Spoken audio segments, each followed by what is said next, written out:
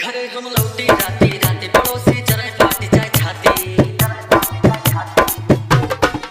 घरे हम लौटी राती राती पड़ोसी जरा फाटी जाए छाती। काफिला स्कॉर्पियो बनाए पूरा रोड तले हम छापी। बिजली के खटपटी पे कट्टा तना रहेगा। दबदबा है दबदबा बना रहेगा।